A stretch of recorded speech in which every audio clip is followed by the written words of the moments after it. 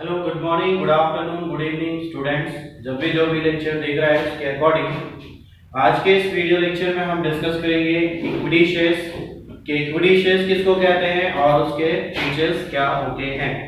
सबसे पहले देखते हैं इक्विटी शेयर किसको कहते हैं। इक्विटी शेयर्स को हम ऑर्डिनरी शेयर्स भी कहते हैं और जो इक्विटी शेयर्स होते हैं जिनको प्रेफरेंशियल राइट्स नहीं होते, जिनको प्रेफरेंशियल राइट्स नहीं होते हैं, ऐसे शेयर होल्डर्स को इक्विटी शेयर होल्डर्स कहा जाता है। अब ये जो प्रेफरेंशियल राइट्स है, ये प्रेफरेंशियल राइट्स क्या होते हैं? दो प्रेफरेंशियल राइट्स होते हैं। एक होता है पेमेंट ऑफ डिविडेंड, क्या होता है? Payment of dividend. और दूसरा प्रेफरेंशियल राइट होता है repayment of the capital. Equity share holders वो होते हैं जिन्हें ये दो प्रेफरेंशियल राइट्स नहीं होते हैं। और जो इक्विटी शेयर होल्डर्स होते हैं वो रिस्की कैपिटल होता है। तो हम इक्विटी शेयर होल्डर्स किसको कहेंगे? इक्विटी शेयर एक ऑर्डिनरी शेयर्स होते हैं जिनके पास प्रेफरेंशियल राइट्स नहीं होते हैं, उनको कहते हैं इक्विटी शेयर होल्डर्स। तो इक्विटी शेयर होल्डर्स के फीचर्स के बारे में हम डिस्कस करेंगे, जिसमें फीचर्स का पहला पॉइंट है दैट इज परमानेंट कैपिटल। क्या पॉइंट है? Permanent capital.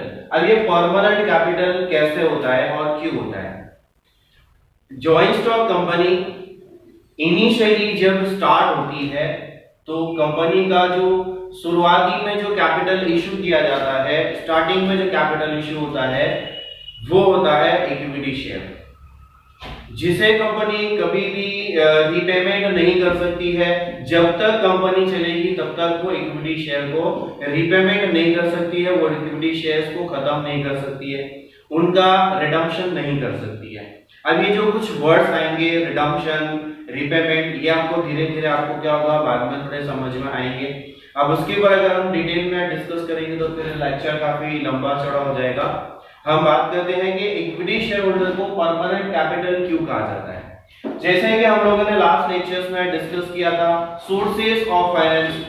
Sources of finance के अंदर में equity share, preference share, retained earning, debentures, bonds वगैरह वगैरह। मतलब जब कंपनी को पैसे की जरूरत होती है, जब कैपिटल की जरूरत होती है तो पैसा क्या करती है? शेयर्स को इशू करके कैपिटल जमा करती है, डिबेंचर्स को इशू करके कैपिटल जमा करती है, डिबेंचर्स को इशू करके कैपिटल जमा करती है, बॉन्ड्स इशू करके कैपिटल को जमा करती है और वगैरह वगैरह तरीके से कैपिटल को क्या किया जाता है? जमा किया जाता है। लेकिन जब कंपनी की शुरुआत होती है तो शुरुआत से लेके लास्ट तक कंपनी के अंदर में इक्विटी शेयर होल्डर्स का होना जरूरी है, इक्विटी शेयर कैपिटल होना चाहिए। तो ये जो इक्विटी शेयर होल्डर्स होते हैं, इक्विटी शेयर कैपिटल जो होता है, ये कंपनी के शेयर कभी भी रिडम्पशन नहीं होते हैं जब तक कि कंपनी चलती रहती है। वाइंडिंग अप तक इक्विटी शेयर कंपनी के अंदर में एग्जिस्ट रहते हैं, इसलिए इसको कहा जाता है परमानेंट कैपिटल। एक तरफ से अगर देखें प्रेफरेंस शेयर होल्डर को हम बीच में रीपेमेंट कर सकते हैं। प्रेफरेंस शेयर होल्डर्स कंपनी के अगर नहीं होंगे तो कंपनी चलेगा, डिबेंचर्स नहीं होंगे तो कंपनी चलेगा, लेकिन इक्विटी शेयर के बिना कंपनी चलेगा नहीं। तो इसीलिए हम कहते हैं इसको परमानेंट कैपिटल। आई होप कि थोड़ा समझ में आया होगा। The next point is fluctuating dividend. Fluctuating का मतलब होता है चेंज, फ्लक्चुएटिंग का मतलब है चेंजेबल या फिर चेंज होता है। क्या चेंज होता है? डिविडेंड। ये डिविडेंड किसे कहते हैं? डिविडेंड कहते हैं शेयर्स पर जो शेयर्स में जो इन्वेस्टमेंट किया जाता है उस पर जो रिटर्न मिलता है, जो बेनिफिट मिलता है, उस बेनिफिट को कहते हैं डिविडेंड। और जो इक्विटी शेयर होल्डर का जो डिविडेंड का रेट होता है, वो डिविडेंड का रेट कैसा होता है? फ्लक्चुएट होते रहता है। वो डिपेंड करता है कंपनी के प्रॉफिट और लॉस पर। जितना अगर कंपनी का प्रॉफिट होगा तो वो रेट उतना ज्यादा हो सकता है, अगर प्रॉफिट कम होगा तो वो रेट क्या होगा? कम हो सकता है। तो अभी इक्विटी शेयर होल्डर्स का जो रेट ऑफ डिविडेंड होता है वो फिक्स्ड रेट ऑफ डिविडेंड नहीं होता है। उसके बाद अगला पॉइंट अगर हम बात करते हैं राइट्स के। राइट्स मतलब इक्विटी शेयर होल्डर्स को कुछ राइट्स होते हैं। दो तरीके का राइट्स होते हैं, एक होता है प्रेफरेंशियल राइट और एक होते हैं ओनली राइट्स। ये दोनों चीजों में आपको थोड़ा सा फर्क क्या करना है। प्रेफरेंशियल राइट वाला पॉइंट भी आपको आगे आने वाला है। देखो अगला ही पॉइंट है प्रेफरेंशियल राइट और यहाँ पे पॉइंट है राइट्स। ये दोनों भी पॉइंट्स अलग अलग है। क्या है अलग, मैं आपको समझा देता हूँ। राइट्स मतलब यहाँ पे बोलने का है, राइट्स का मतलब यहाँ पे कहा गया है कि कंपनी के जो इक्विटी शेयर होल्डर्स होते हैं उन्हें कंपनी को कंट्रोल करने का राइट होता है। कंपनी के जो इक्विटी शेयर होल्डर्स होते हैं वो कंपनी की मैनेजमेंट को कंट्रोल कर सकते हैं। वो कंपनी के शेयर होल्डर्स की मीटिंग अटेंड कर सकते हैं। तो ये सारे जो कंट्रोल्स हैं, ये सारे जो राइट्स हैं, ये राइट्स क्या होते हैं, कंपनी के इक्विटी शेयर होल्डर्स को होते हैं। वो अगर चाहे तो कंपनी को मीटिंग बुला सकते हैं, मीटिंग अटेंड कर सकते हैं, बुक्स वगैरह है उन्हें वो चेक कर सकते हैं, क्वेश्चंस उनसे पूछ सकते हैं। जहां पे अगर उनको कुछ लग रहा है कि यहाँ पे अब उनको कुछ समझ में नहीं आ रहा है या फिर कुछ गड़बड़ लग रहा है, तो वहां पे मीटिंग में बोर्ड ऑफ डायरेक्टर से वो क्वेश्चन वहां पे पूछ सकते हैं, वो अपना सवाल रख सकते हैं। तो ये हो जाते हैं इनके राइट्स के मीटिंग का, मैनेजमेंट तो डायरेक्टर्स के हाथ में ही होता है, लेकिन अगर वो मैनेजमेंट सही से काम नहीं कर रहा है, उनके ऊपर कंट्रोल होता है कंपनी के इक्विटी शेयर होल्डर का। तो इन्हें राइट होता है कंपनी के बुक्स को चेक करने का, इन्हें राइट होता है मैनेजमेंट को देखने का, उसको सुपरवाइज करने का कि किस तरीके से मैनेजमेंट क्या कर रही है, परफॉर्म कर रही है। जब मीटिंग में ये प्रेजेंट होते हैं तो वहां पे उनके परफॉर्मेंस को क्या किया जाता है, चेक किया जाता है। तो ये सारे राइट्स होते हैं कंपनी के इक्विटी शेयर होल्डर्स के। उसके बाद वाला जो पॉइंट है वो है नो प्रेफरेंशियल राइट्स। मैंने अभी बताया था कि दो प्रेफरेंशियल राइट्स होते हैं, दो प्रेफरेंशियल राइट्स होते हैं। वो दो प्रेफरेंशियल राइट कौन से हैं, पेमेंट ऑफ डिविडेंड का और दूसरा पेमेंट ऑफ कैपिटल का। जो ये दोनों के दोनों राइट, ये जो राइट्स है इन्हीं राइट्स को कहते हैं प्रेफरेंशियल राइट्स। क्या, डिविडेंड का पेमेंट होना और कैपिटल का रीपेमेंट होना, ये दोनों प्रेफरेंशियल राइट इनके पास नहीं होते हैं। मतलब इन्हें ना ही डिविडेंड पहले मिलता है, इन्हें अगर डिविडेंड मिलता भी है तो वो सबसे लास्ट में मिलता है सब लोगों को देने के बाद। जैसे कि कंपनी ने डिबेंचर इशू किया है, गवर्नमेंट बैंक से लोन लिया हुआ है, प्रेफरेंस शेयर्स भी इशू किए हुए, तो यहाँ पे कंपनी क्या करती है, इक्विटी शेयर होल्डर को जो डिविडेंड मिलता है वो सबसे लास्ट में मिलता है। पहले डिबेंचर होल्डर को इंटरेस्ट पेमेंट किया जाता है, उसके बाद में प्रेफरेंस शेयर होल्डर को डिबेंचर को इंटरेस्ट पेमेंट किया जाता है, प्रेफरेंस शेयर होल्डर्स को डिविडेंड दिया जाता है। इनको देने के बाद अगर कंपनी का प्रॉफिट बचेगा तो बचने के बाद इनको क्या पेमेंट किया जाता है, डिविडेंड पेमेंट किया जाता है। और अगर ना हो तो इन्हें मिलता भी नहीं है। तो प्रेफरेंशियल राइट का मतलब यहाँ पे इतना है कि इन्हें डिविडेंड पहले नहीं मिलेगा, इन्हें डिविडेंड मिलेगा सबसे लास्ट में मिलेगा। मतलब प्रेफरेंस शेयर होल्डर को डिविडेंड पेमेंट करने के बाद इन्हें क्या मिलेगा, डिविडेंड पेमेंट किया जाएगा। दूसरा है राइट रीपेमेंट ऑफ कैपिटल, ये दूसरा प्रेफरेंशियल राइट है। ये रीपेमेंट ऑफ कैपिटल मतलब क्या पॉइंट किया गया है, ये है, इसका मतलब ये है कि जो कंपनी है, रीपेमेंट ऑफ द कैपिटल मतलब इनका पैसा, इनका कैपिटल जब तक कंपनी चलेगी तब तक इनका पैसा इनको वापस दिया जाएगा नहीं। इनका पैसा इन्हें वापस तभी मिलेगा जब क्या होगा, कंपनी बंद होगा। तो ये हो गया हमारे प्रेफरेंशियल राइट, जो दोनों right in equity share holder को नहीं होते हैं। नेक्स्ट है कंट्रोलिंग पावर। अभी हमने ऊपर वाले पॉइंट में थोड़ा सा डिस्कस किया था कि जो मैनेजमेंट है, management company joint stock company के अंदर में मैनेजमेंट जो होता है वो क्या करता है, डे टू डे एक्टिविटीज को मैनेज करता है। और जो शेयर होल्डर्स होते हैं वो होते हैं रियल ओनर। अब उनमें भी जो इक्विटी शेयर होल्डर्स होते हैं वो रियल ओनर्स होते हैं, बाकी के जो प्रेफरेंस शेयर होते हैं वो सिर्फ नाम के मालिक होते हैं। तो कंट्रोलिंग करने का जो राइट है या कंट्रोलिंग करने का जो पावर है वो पावर कंपनी के इक्विटी शेयर होल्डर्स के पास में होता है। द नेक्स्ट पॉइंट है रिस्क। नेक्स्ट पॉइंट है रिस्क। रिस्क का मतलब यहाँ पे इनको खतरा है। खतरा क्या है, दो तरीके का खतरा होता है इनको। पहला तो इन्हें डिविडेंड ना मिलने का टेंशन होता है और दूसरा इनका कैपिटल ना मिलने का टेंशन होता है।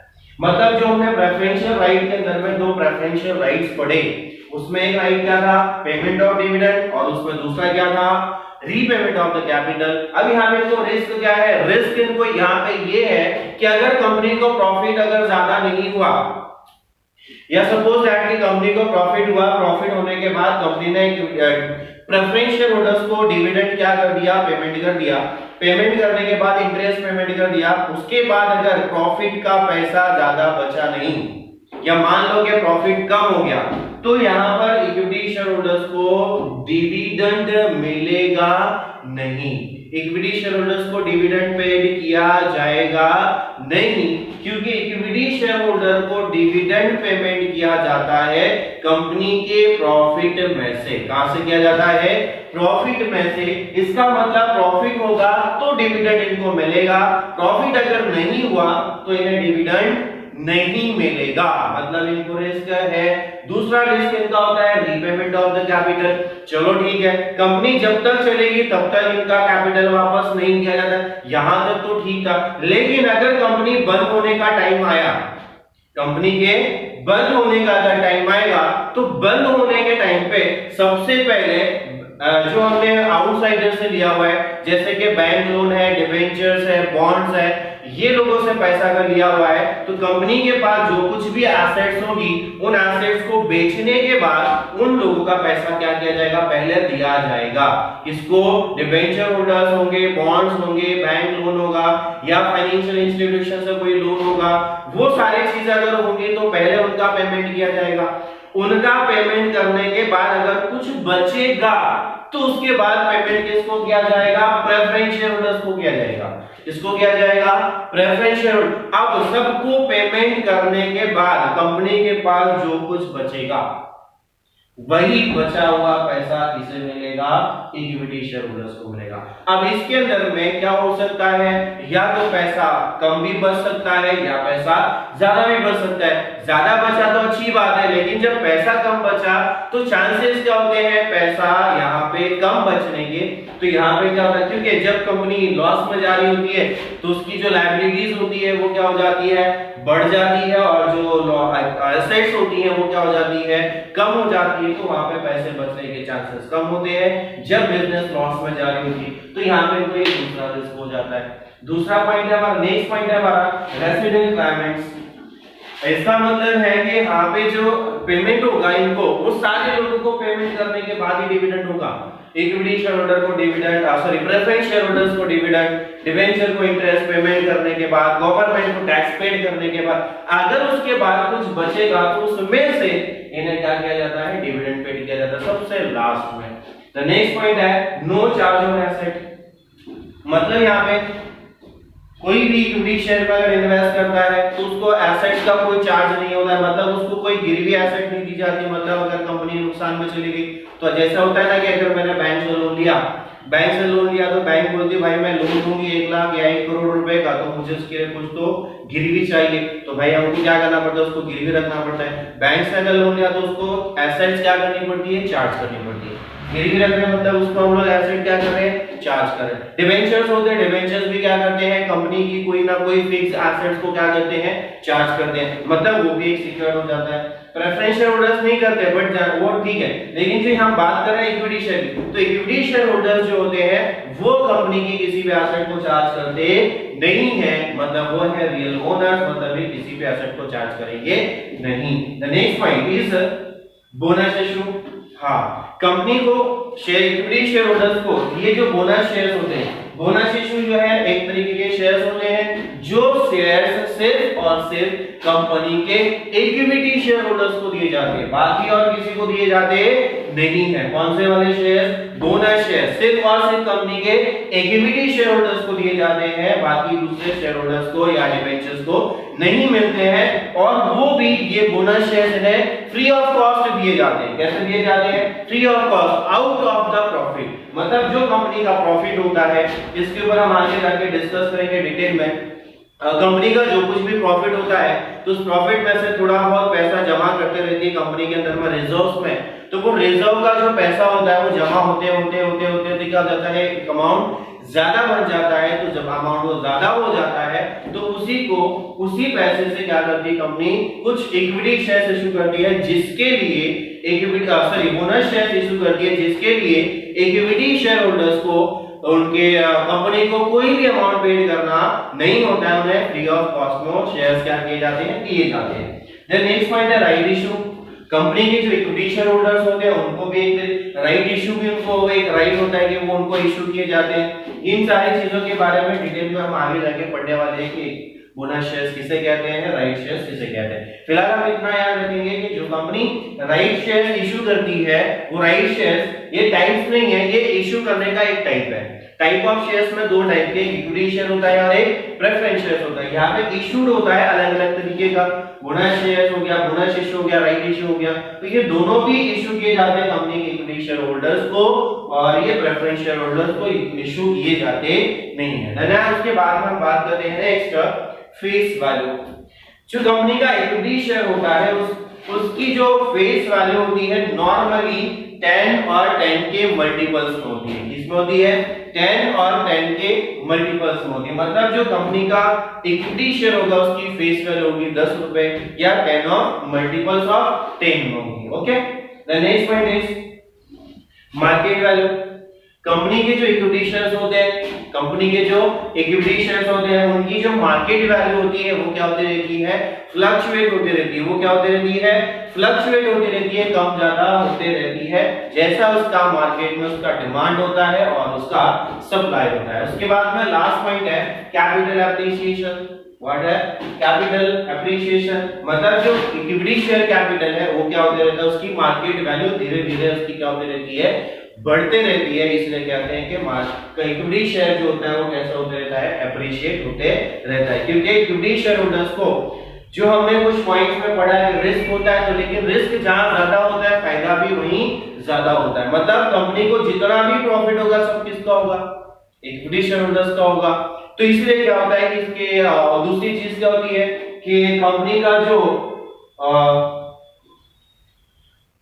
बचा हुआ पैसा होगा, सारे लोगों को रिपेमेंट की अपने जो बात की थी, सारा पैसा जो बचा हुआ था अगर वो पैसा सब डिस्ट्रीब्यूट करने के बाद अगर ज्यादा बचा तो सब किसका होता है? वो सब इक्विटी का होता है। वो सारा का सारा पैसा क्या करेंगे? इक्विटी डिस्ट्रीब्यूट कर लेते हैं। तो यहाँ पे इनको कैपिटल एप्रिशिएट होता है, इसकी मार्केट वैल्यू क्या होती है? धीरे धीरे क्या होती है? बढ़ते जाती है। So thank you. आज के लेक्चर में